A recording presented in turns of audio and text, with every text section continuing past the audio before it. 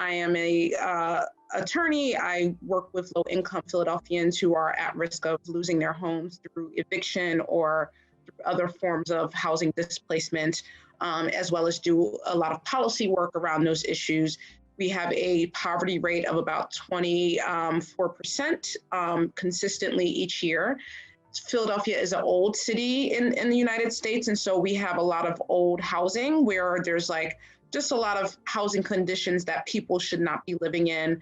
Evictions also put families into situations where they become poor. There's about 22,000 eviction filings each year. Over 70% of those filings tend to be against Black women and their families.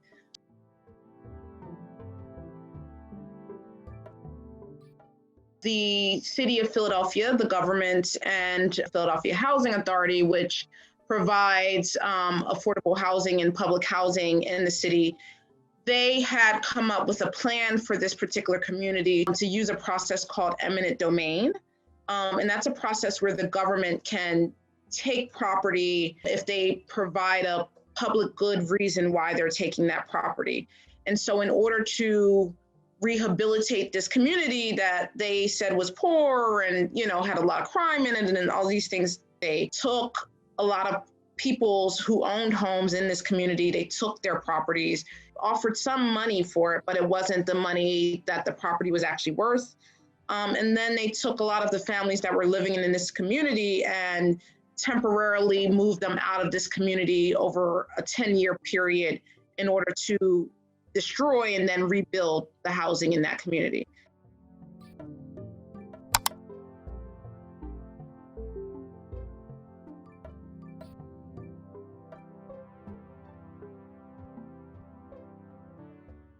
That was the impetus for starting the Community Futures Lab project.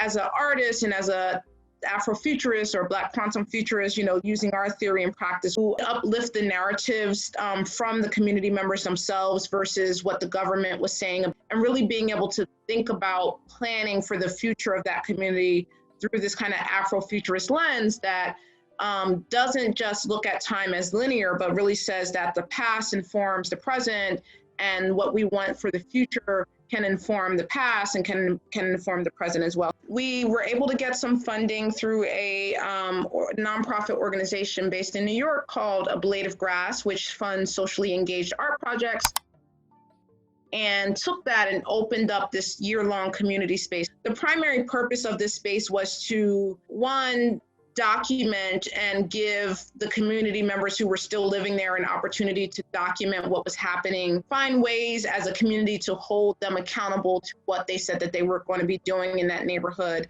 Another purpose and priority, and really the main point of it, was to give the community a space to talk about and share their stories. Within the lab space, we had a oral futures booth, which was really a little side room where people could record what we called oral futures stories and interviews. And so it's basically the same thing as oral history, but it really projects itself into the future as well. It doesn't just focus on the past or on history, it focuses on the future and on sort of being able to speak to what you want to see happen and figure out ways to manifest that. We had the recording booth there, but then we also held monthly workshops that were about different issues around housing that not only provided people with information about their legal rights, but also gave them an opportunity to get involved with housing advocacy themselves.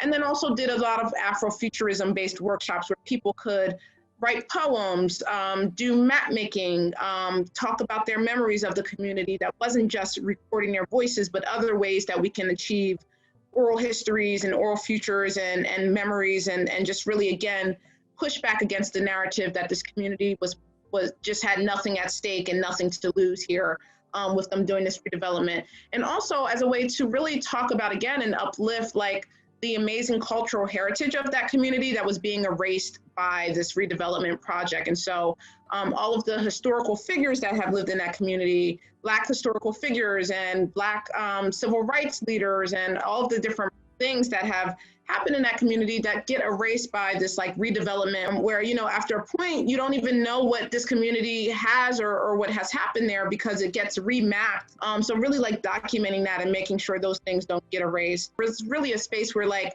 it's what you make it. You know, when you walk in, whatever you need in that space, we had like a resource library where people could just get housing resources and they could leave, or as there was a bus stop right in front of us. So as people were waiting for the bus stop, being able to come in on a hot day, get a bottle of water or whatever. So just having different ways that we could engage with the community that wasn't just extracting people's stories and then using them for some art thing.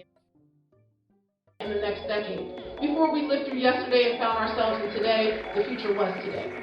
Futurism, alternatively known as futurology and future studies, refers to the act of theorizing or envisioning possible, probable, and preferable futures.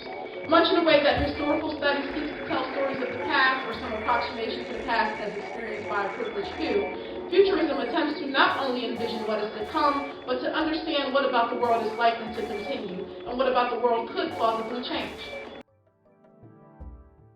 It was really about building relationships, connecting people to resources, and being able to be a space where they could amplify their own stories and tell us how they want those stories shared.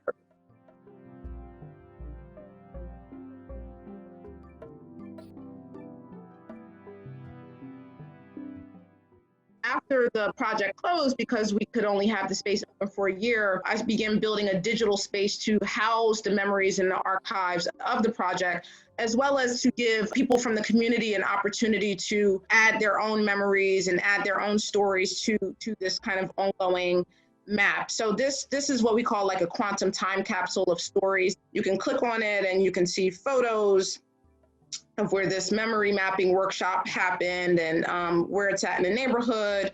You can also add recordings, video, things like that. So that's the ways in which the project has continued digitally. Essentially, I mean, what we look at is sort of the role of time and temporality in structural oppression and structural racism.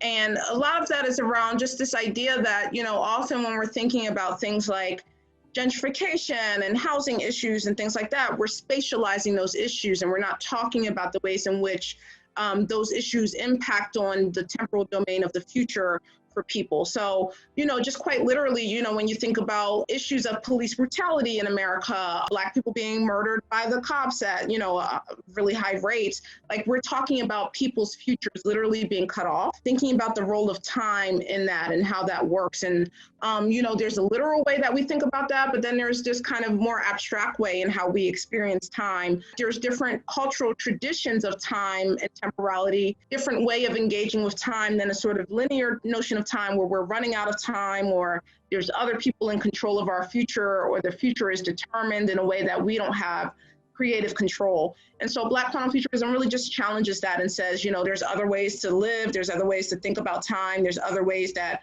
time can be experienced, and quantum physics is one example. And so looking at those traditions of time within quantum physics and how they parallel with Indigenous African ways of experiencing time, or African American cultural traditions of experiencing time and space.